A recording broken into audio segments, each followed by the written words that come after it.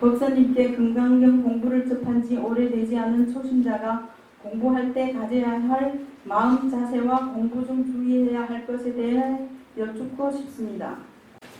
법사님, 저는 경천을 당하는 것이 선세의 죄업을 참여하고 소멸할 수 있는 좋은 기회라고 하는 말씀이 아직까지는 잘 이해가 되지 않습니다. 경천이 축복의 씨앗이라 말씀하신 그 의미를 다시 한번 여쭙고 싶습니다. 법사님 깊이 공경합니다. 세세생생 선지식 만나 부처님 전에 복 많이 짓기를 바랍니다.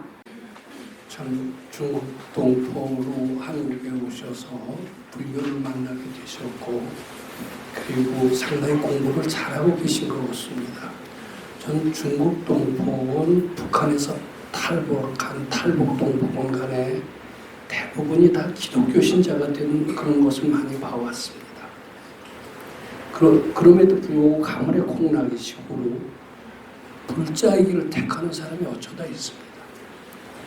저는 굉장히 귀한 인연이 아니면 안 된다라고 생각하고 특히 보살님께서는 부처님의 가르침을 택하신 것뿐만 아니라 상당히 실감하고 있는 것을 저는 발견합니다.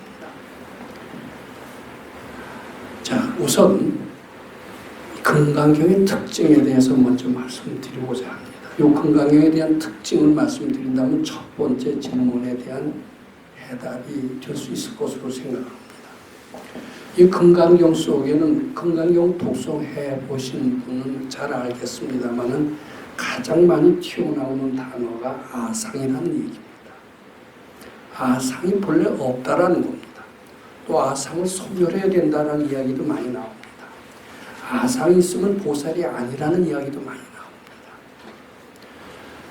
이 이야기는 매우 필요합니다. 법화경은 부처님의 가르침에 대의 위대성을 실감나는 비유를 통해서 아주 상세하게 구체적으로 굉장히 심오한 부분까지 다 설명을 해놨습니다. 그래서 법화경을 한참 읽다 보면은 불교의 위대성도 알게 되고 실천하는 방법도 알게 되고 그리고 이것이 참 대단한 영생을 살고 드디어는 성불할 수 있다는 것까지도 알게 됩니다.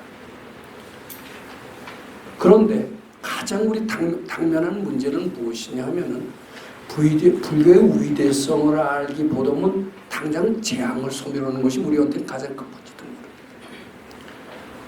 당장 재앙을 소멸하고 본래 모습을 드러난다는 점에서는 아상의 소멸을 가장 강조한 금강경이야말로 우리한테 가장 실감나는 또 도움이 되는 그런 가르침이다라고 생각을 하고 또 저를 가르쳐 주신 밝은 스승께서도 그렇게 얘기를 하셨던 것 같습니다. 특히 금강경을 많이 읽으신 분들은 실제로 아상의 소멸을 강조를 했고 그것을 체험하면서 아상의 소멸을 느끼면서 그 결과 많은 눈물을 흘립니다. 법화경을 읽으면서 눈물을 흘리는 분들도 없지 않겠죠. 근데 금강경을 읽으면서 많은 분들은 체로 비읍을 하면서 아상을 소멸하게 되고 아상을 소멸하게 되면서부터 느껴지는 게 뭐냐면 부처님에 대한 공경심.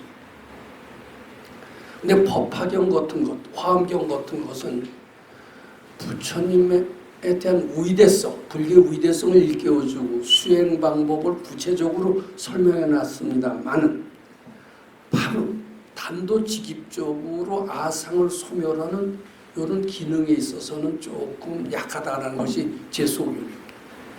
그래서 눈물을 흘리는 경우도 적고 재앙을 소멸하는 경우도 적고 또 부처님에 대한 공경심이 드러난 경우도 비교적 적은 것이 여타경전과 금강경의 차이다. 이렇게 일단 말씀드리고 싶습니다.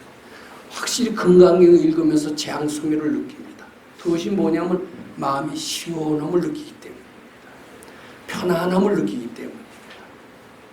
그것도 바로 빠른 순간에 느껴지기 때문입니다. 보살님은 그런 과정을 밟으시면서 하나하나 마음이 편안해져 왔고 그것이 체류비읍으로 이어졌고 그것이 부처님 공경심으로 이어졌습니다. 공경하는 마음으로 자꾸 금강경을 독송하실 때 각종 소원도 아마 이루어지실 것으로 그렇게 생각합니다. 이제 두 번째요. 참 시부모 공경하는 한국의 풍토에 대해서 상당히 힘들었다라는 말씀을 하시고 과연 재앙이 축복이 되느냐 여기에 대한 설명을 듣고자 하는 것이 아마 두 번째 질문이신 것 같습니다. 근데 우리는 아직 대한민국은 세계 10위권에 잘 사는 나라입니다. 그리고 민주화도 이루어졌다는 얘기를 하면서 많은 불평등이나 비리 이런 것들이 사라졌다고 얘기를 합니다. 그럼에도 불구하고 우리나라에 아직 형무소도 있고 매일 살인, 방화, 사기 이런 것들이 아주 너무나 넘칩니다. 극락적인 아닙니다. 그러면서 억울한 이런 일들이 굉장히 많습니다. 아직. 특히 시부모한테 경천을 당하는 것. 이것도 아직도 많이 남아있는 모양입니다. 지금 요새 시어머니의 고통에서는 많이 벗어난 것 같은데 아직도 있는 모양입니다. 근데요, 이게 억울하시고 힘드시고 이러실 수 있어요. 그럼 우리 보통 사람의 생각입니다. 근데 밝은 이 깨친 이가 보면요, 하나도 억울한 일도 아니고 또 힘든 일이 아니면 물론 복의 근원이라고 얘기를 하십니다. 왜 억울한 일이 아니냐? 내가 한 것을 그대로 받는 것이다. 내가 불러온 곳인데 왜 억울하냐 이렇게 얘기합니다. 시어머니, 시아버지한테 경찰을 당하는 것은 내가 그렇게 했기 때문입니다. 한국의 제도가 그래서 그런 게 아니에요. 아무리 한국의 제도가 봉건적이고 시부모를 잘 섬겨야 되는 그런 제도라고 할지 몰라도 옛날에도 시부모, 저한테 다 경천당하는 삶만 그런 것만 있는 게 아니었어요. 시부모한테도 대접받는 사람이 있었어요. 즉 시부모한테 경천받는 것을 밝은이는 이렇게 얘기합니다. 네가 그렇게 했기 때문에 그대로 받는 것이다. 이렇게 아마 분명히 얘기를 하십니다. 그렇게 생각한다면 억울한 일 하나도 없습니다. 그렇게 생각해 주기 바랍니다. 내가 한 것, 시부모가 나한테 인상 쓰고 나를 짓밟는 것은 시부모의 모습이 아니라 전생에 내가 전애들한테 했던 내 모습이다. 이렇게 생각을 해요. 전애들을 통해서 나의 못된 모습, 남을 짓밟는 내 모습을 발견한 것이 얼마나 고마우냐 이렇게 생각할 수 있으면 더더욱 그것이 경천이 복으로 만들 수 있는 이런 근거가 된다. 이렇게 말씀드리고자 합니다. 여기까지 온다라면 왜 재앙이 복이 되느냐 이런 해답도 가까이 있음을 발견하게 됩니다. 우리는 여러 가지 세상을 살면서 억울한 일, 필요한 일, 괴로운 일을 당하게 됩니다. 그리고 괴로운 일은 싫어하고 행복하고 좋은 일이 우리한테 와주기를 계속 바랍니다. 고통이여 영원히 나한테 멀어져라 이렇게 얘기를 합니다. 그건 우리의 생각입니다. 밝은이는 이렇게 얘기를 합니다. 고통은 반드시 나쁜 것이 아니다. 고통 그 자체는 괴로운 것이기도 하지만 죄를 소멸하는 또 하나의 기능을 가지고 있는 것이다. 고통과 죄업의 소멸, 이것이 고통의 양면성이 있는 것이다. 이렇게 얘기를 합니다. 고통은 반드시 나쁜 것이 아니다. 특히 나쁜 것이라고 이름 짓지 마라. 복의 근원이라고 이름 짓고 한번 감사해 볼 수는 없느냐라고 밝은이는 얘기했습니다. 그게 어떻게 복의 근원이고 감사할 일이냐 우리는 반문을 합니다. 그런데 밝은이는 그렇게 얘기를 해요. 그 고통은 억울할 것도 없고 다 네가 불러서 온 거고 바로 네 모습이라면 그 고통을 통해서 나의 모습을 발견하는 것이라면 그것이 왜 나쁜 것이냐 그것을 통해서 나의 정체가 없다는 것을 알게 되고 내 죄업이 얼마나 큼을 일깨워주는 그런 것이 되고 나아가서는 향상 발전시킬 수 있는 미천이 되니 어찌 고맙지 아니하냐 이렇게 발견이 얘기할 겁니다. 우리는 그 말을 믿을 때 고통 속에서 축복을 찾을 수 있는 이런 지혜를 얻을 수 있고 실제로 고통을 잘 받침으로써 그 뒤로 행복이 분명히 오는 것은 확실한 것입니다. 그것은 금강경 16분에 이미 나와 있습니다.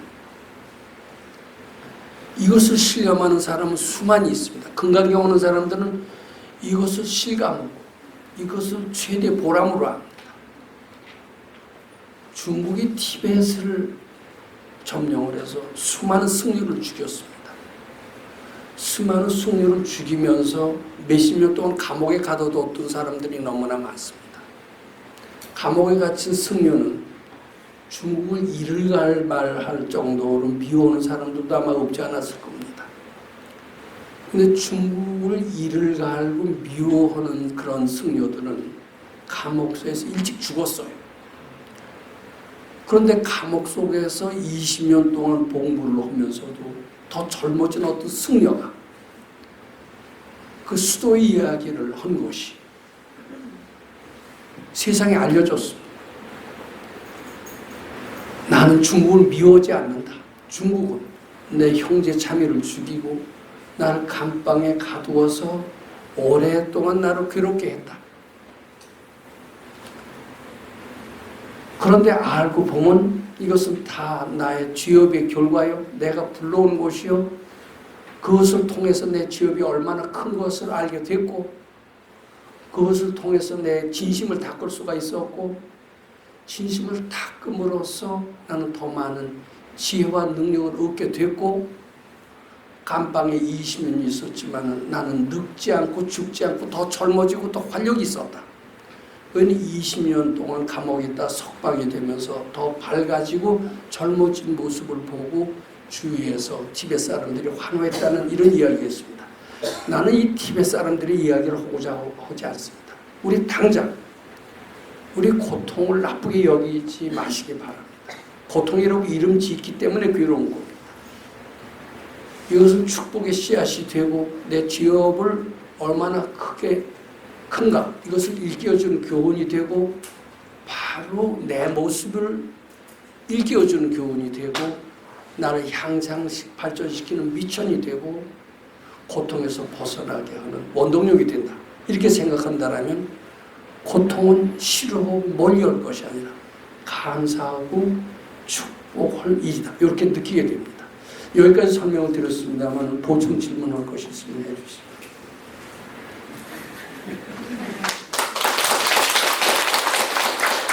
목사님, 저와 남편은 어떤 인연이길래 저는 남편에 대해 그토록 안달하고 불안한 마음을 떨치지 못했는지 이 불안한 마음으로부터 완전히 벗어나 편안하고 안정된 마음을 유지하기 위해서는 어떻게 공부해야 하는지 선지식의 밝은 견해와 구견을 듣고 싶습니다. 목사님 감사합니다.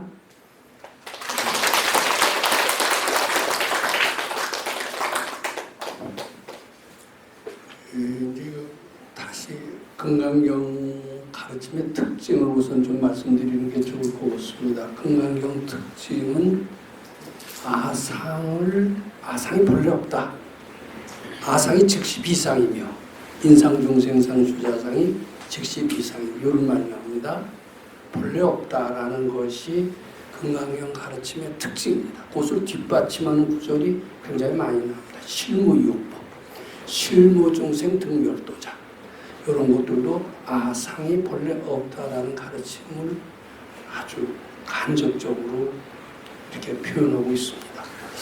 그래서 그런지 금강경을 독송하면 아상이 소멸이 되는 것 같아요. 한층 더 나가서 아상이 본래 없음을 알게 되는 것 같습니다. 아상이 없는 자리에 시원합니다. 어쩐지 부처님 광명인 것 같아요. 또 경우에 따라서 환희심도 나눌 수가 있어요. 그래서 이 보살님께서 꿈에 뭐 뱀도 보고 호랑이도 보고 이러다가 나중에 법사도 보고 이런 표현을 쓰셨어요. 즉 뱀, 호랑이 이런 것들은 마음속에 근심, 걱정, 각종 탐진치를 의미합니다. 그걸 꿈에 봤다라는 것은 그런 근심, 걱정이 소멸되었다라는 뜻입니다. 뱀이나 호랑이들이 죽었다면 더 완전한 소멸이지만 뱀이나 호랑이 뭐 이런 축생들을 보았다는 것만으로도 마음속에 번뇌, 망상이 소멸되는 것을 나타냈다. 이렇게 보면 됩니다. 그러면서 마음이 아마 편안해졌을 겁니다. 아상이 소멸됐다는 증거입니다. 그 뒤에 법사를 생시에 보기는 어렵지 않아요. 지금 문제든지 원당에 오면 항상 보실 수가 있습니다. 근데 꿈에 보는 것은 쉽지 않습니다. 꿈의 법사는 육신의 법사부터입니다. 자기 마음속의 법력이라고 봐야 됩니다. 법력이 어느 정도 생기고 부처님에 대한 공유심이 있기 전에는 꿈에 절대 법사가 보이지 않습니다. 스님도 보이지 않습니다. 스님을 보거나 법사를 보는 것은 자기 공부가 이만큼 무르익었다. 부처님을 실감했다. 이런 뜻이 되어서 그것은 재앙을 소멸하고 또 소원은 성취가 되면 물론 부처님 공경심이 있다. 이런 수도 과정을 표현한 것이다. 이렇게 말씀드리고자 합니다. 근데 이게 자꾸 부처님을 실감하면서 번뇌망상이 사라지는데 이제 진라중에 사라지기 직전에 뭐가 남느냐면 뭐 이것을 제가 설명하려면 꽤 깁니다. 처음에 겉에 나오는 분별이 사라집니다. 이것을 저는 육식 예는 분별이 사라진다라고 말씀드리고자 합니다. 그 다음에 자꾸 공부를 하면 잠재의식이 있는 분별까지 소멸이 됩니다. 자꾸 소멸되면 진라중에 소멸 안 되는 게 가짜 나입니다. 가짜 나라는 게 있나 봐요. 이게 우리가 지금 빙의가 되어 있습니다. 이거 진짜 나라고 보고 있어요. 누가 자존심 상한 소리면 화가 팍 나죠. 이게 가짜 내가 있다라고 생각하죠. 나를 건드려? 나를 무시해? 이렇게 화냅니다. 요거 내 소리가 아니라 가짜 나의 소리입니다. 자존심을 건드려서 화나는 화가 있는 성질을 내는 것이 남아있는 한 가짜 나는 사라지지 않을 겁니다. 음란한 마음이 있어도 가짜 나는 사라지지 않을 겁니다. 근데 자꾸 건강경 있고 바치다 보면은요, 진라중에 이 가짜나, 즉 성낸 마음이 착각이고 본래 없으면서 성이 안 나요. 안 나고 성만 안 나면 다가 아니라 지혜가 생겨서 가짜나의 정체를 보게 됩니다. 가짜나의 정체를 보는 순간 가짜나는 사라지는 겁니다. 그리고 참나가 드러나는 겁니다. 참나는 형상이 없습니다. 참나는 지혜입니다. 이 지혜가 가짜나를 보는 겁니다. 참나의 지혜가 지혜 광명에 비춰서 가짜나의 정체가 드러나는 것. 가짜나의 정체가 드러나는 것을 발근이는 견성이라고 얘기를 한다. 즉 가짜나가 제일 나중에 사라지기 어려워요. 즉 사랑과 미움 요겁니다. 지금 잘 안 되시는 게 남편과의 갈등이라고 했죠. 남편과는 사랑으로도 맺어졌고 미움으로도 맺어졌습니다. 미움으로 맺어졌다고 해도 됩니다. 미움의 뒷면은 사랑입니다. 아주 왼수 같은 놈. 근데 그 전생은요, 아주 금생 나를 왼수처럼 짓밟는 사람이 있어요. 죽이고 싶도록 믿습니다. 근데 그 전생 보면 내가 또 되게 좋아했어요. 좋아해서 좋아한 것이 안 이루어지니까 증오심으로 나옵니다. 그러니까 왼수는 그 전생은 좋아했던 애인이고 이렇게 된 겁니다. 좋아하고 미워하고 좋아할 테면 좋아하긴 하지 왜 또 미워해? 미워하려면 아주 미워하지 왜 또 좋아해? 미운 놈이 보고 싶은 놈이에요. 이게 지중한 업보라고 하고 지중한 업보가 되게 가족이 되는 수가 많습니다. 가족 해탈하는 게 어려워요. 근데요, 이게 지금 남편이 나를 갖다 구박할 때는 밉죠. 근데 조금 돌았으면 또 불쌍하고 보고 싶고 딱해요. 아, 왜 미워할 때면 아주 미워지고 왜 딱하고 그리워나. 자, 이제 바꿔야 됩니다. 어떻게 바꿔야 되느냐면 좋아할 때면 끝까지 좋아하십시오. 그이가 서운해하더라도 미워하지 마십시오. 서운해할 때 미워하면 또 좋아지게 됩니다. 그리고 그의 곁에서 벗어날 수가 없어요. 그런데 끝까지 공경하고 존경해 보십시오. 이것이 그이와 해탈하는 좋은 방법이에요. 근데 지금 좋았다 미웠다 하는 것이 그한테 묶여있는 장본인입니다. 좋았다 미웠다 하시지 마시고요. 그렇다고 미워하는 걸로 일관하면 안 됩니다. 좋아하는 걸로 일관하는 것은 가능합니다. 존경하는 것으로 일관하는 것은 가능합니다. 부처님처럼 보는 것은 가능합니다.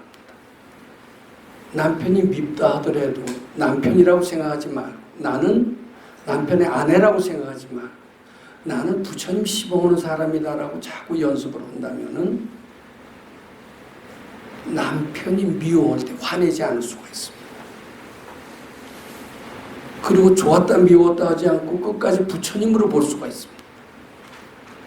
마음속에 남편을 남편으로 보지 않고 부처님으로 볼 수 있다면 남편의 못된 행위는 즉시 사라질 겁니다. 남편을 보기 때문에 못된 행위가 한다 이렇게 보시면 돼요. 어디 보충 질문 올 거 있으면 해주셔도 돼요. 그런 것도 있는데 내가 불러온 거예요. 남편의 그 핍박은. 네. 좋았다 미웠다 이렇게 비운덕을 떠니까 그는 계속 짓밟아요. 근데 그러지 말고 부처님으로 보는 것을 일관 한번 해보세요. 그리고 집안에 건물에 회가 너무 안 나오니까 남편이 더 그런 게 스트레스 받으니까 저한테 오는 것 같아서 그런 것들이. 예, 근데 이제 그 새 안 나오는 건 부수적이더라고요. 남편과 업보만 해탈하면요, 그건 저절로 되는 거기 때문에 이 두 개 다 하고 싶죠. 새도 들어오고 남편도 근데 하나만 해도 됩니다. 왜냐하면 그놈이 그놈이기 때문에. 네. 예, 이게 동시에 돼요. 이게 다 다른 게 아닙니다. 감사합니다. 네. 제가 작년에 몸이 아프고 나서 귀 명상 수련을 한번 다녀온 후에 간간히 귀 명상을 하게 되었습니다. 근데 저는 기감이 좋아서 사무실이든 야외든 집이든 어느 곳에서나 그 기감이 느껴집니다. 지난주 자시 가행 중에는 금강경 독송 중에 온몸이 찌릿하면서 에너지가 가득한 그런 느낌이 들었습니다. 합장을 하면 손바닥이 뜨거워지고 일주일에 한 번 저희가 모여서 그 경전 공부를 하는 스님을 모시고 경전 공부하는 모임에서 공부하기 전에 잠시 입정을 하는 중에도 온몸에 그 기감이 느껴집니다. 잠자려고 누워 있으면 손바닥에서부터 발바닥, 온몸의 혈관이 살아 움직이는 것 같습니다. 저는 지금 저는 제 몸에서 느껴지는 생생한 기감이 신기하고 이 기 수련법으로 권장해줄 수 있을 것 같다는 기대감을 가지고 있습니다. 법사님께 금강경 공부와 기 명상을 동반하는 것에 대해서 여쭙고 싶습니다. 선지식님의 고견을 청하옵니다. 감사합니다. 조금 잘못 들었는지 표현을 안 하셨는지 모릅니다만은 박가들은 남편과 업보가 상당히 힘들었다고 그러셨죠. 근데 어떻게 금강경 만나시고 난 뒤에 많이 좋아지셨습니까? 네. 예, 다행입니다. 참 그 지난 공부 과정을 쭉 이야기를 하셨고 그 중에 참 어려운 일들을 금강경 공부를 통해서 특히 주말 출가를 통해서 해탈하신 그 얘기를 아마 잘 들으셨을 겁니다. 근데 이 출가는 좀 필요한 것 같아요. 저도 그 전에 그런 생각을 많이 했습니다. 우리 저 박 박사님 문중으로 4년간 집이 처음에 한 200일까지는 100일 끝나고 조금 100일 끝나고 왔다 갔다 했습니다만은 200일 지난 뒤에는 만 3년 이상이죠. 집에 일체 안 왔습니다. 물론 집에서는 가끔 면회로 왔습니다. 외출도 안 했습니다. 소사에만 있었습니다.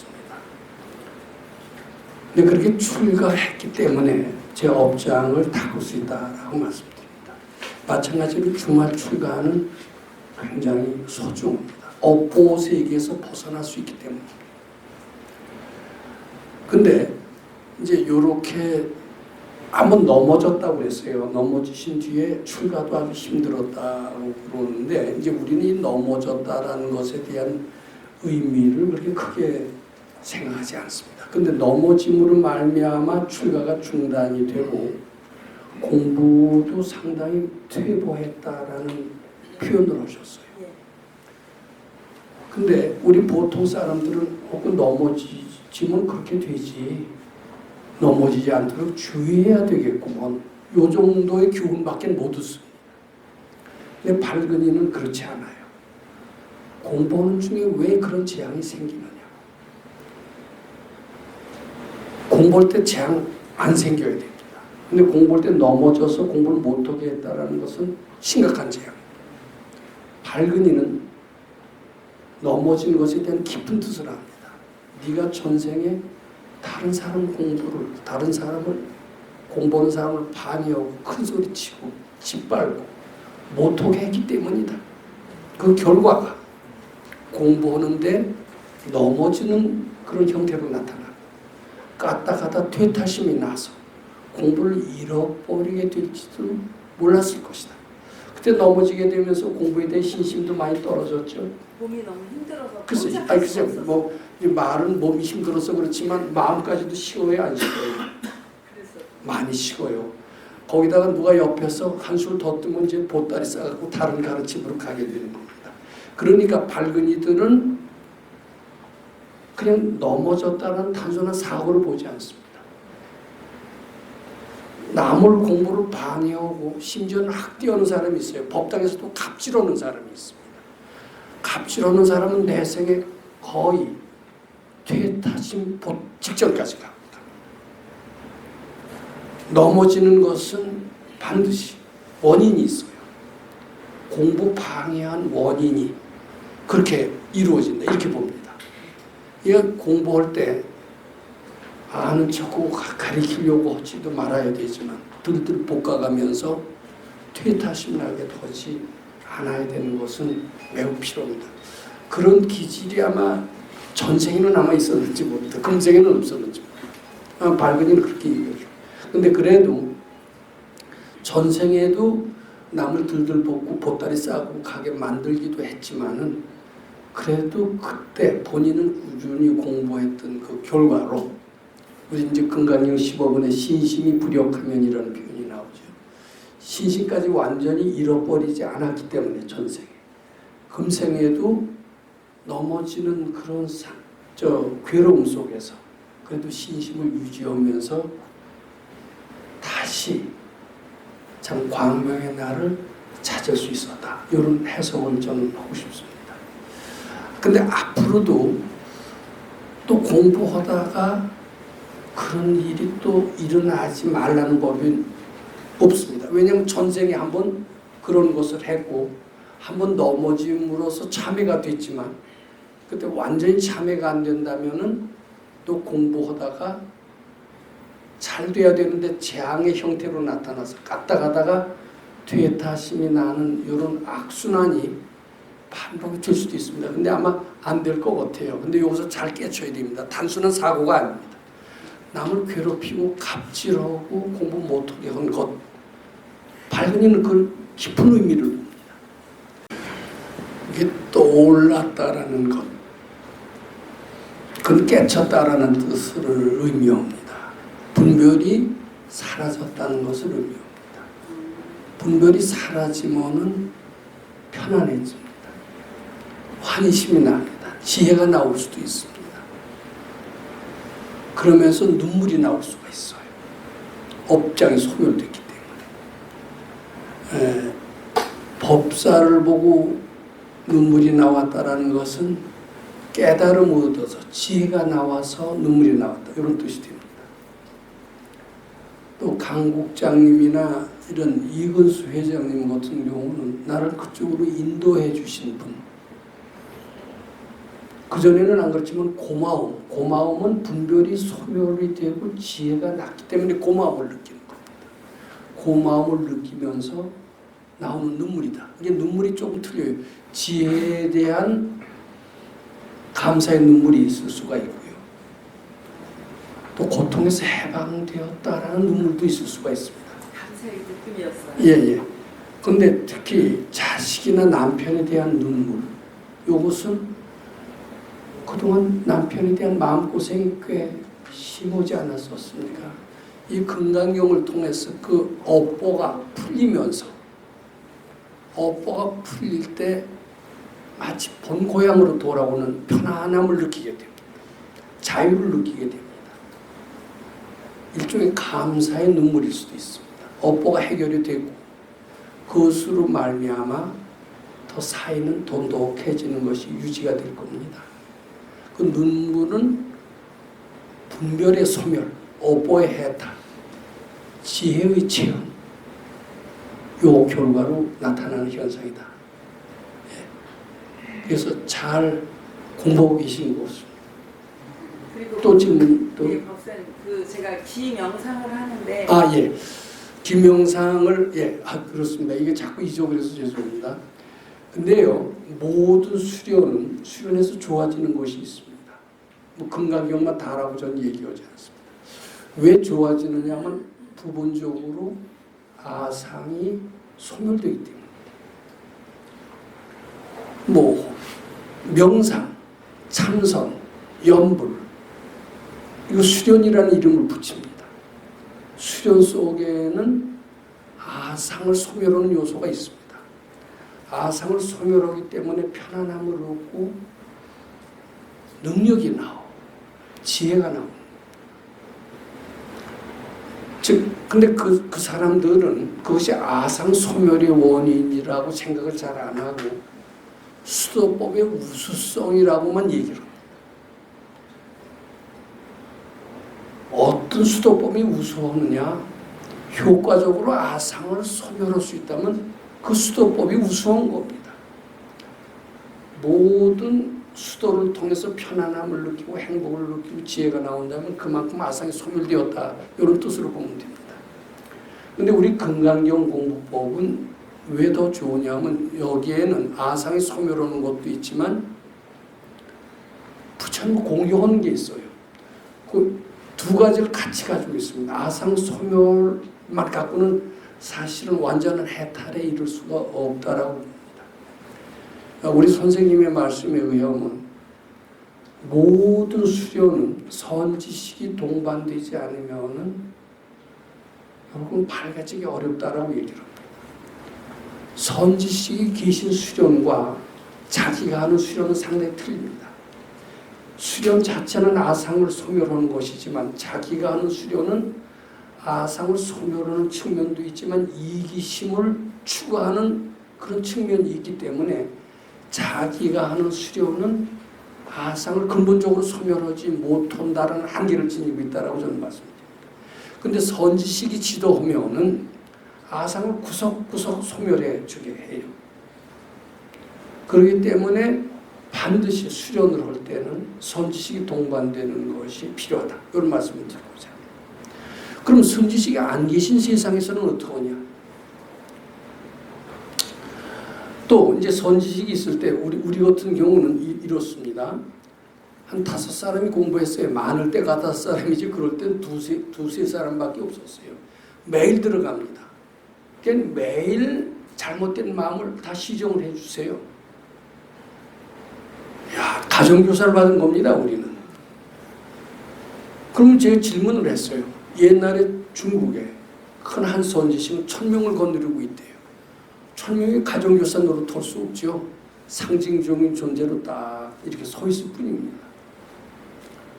선생님처럼 가정교사를 해주신다면 선지식이 있는 수도는 반드시 밝아진다는 것은 이해가 가는데 중국에서 한 스승이 1000명을 거느리고 있다면 가정교사처럼 지도를 받을 수 있기 때문에 그런 선지식은 수도하는데 아무 도움이 안 되는 것이 아니냐 이런 질문을 우리가 할 수가 있습니다.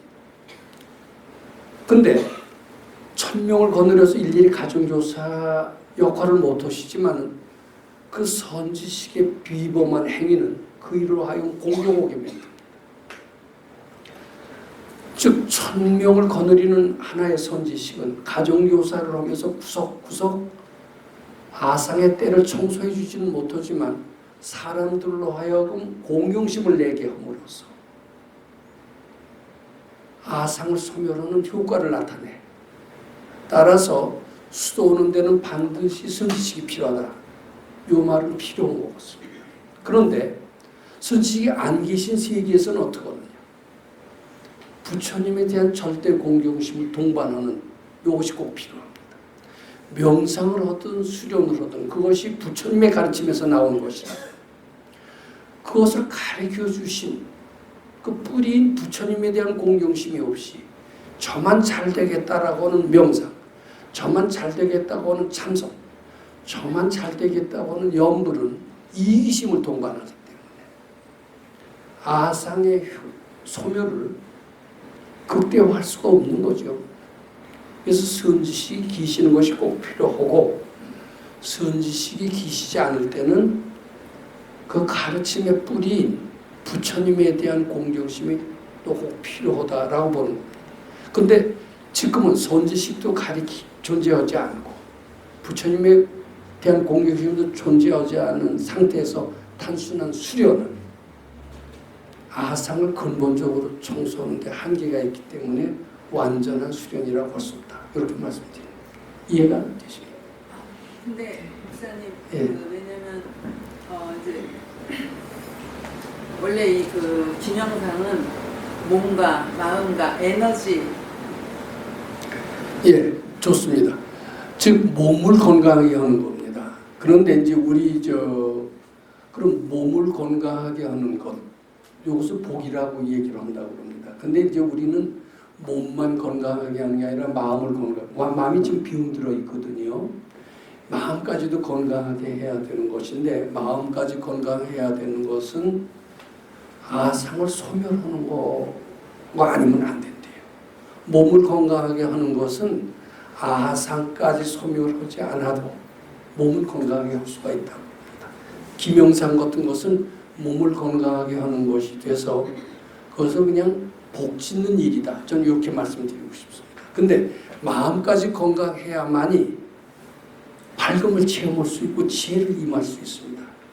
마음을 건강하게 하려면 단순히 복 짓는 게 아니라 아까도 얘기했지만 부처님 전에 복 짓는 것. 즉 아상을 소멸하는 것이 꼭 필요하다. 이런 말씀드립니다. 그 차이를 이제 이해가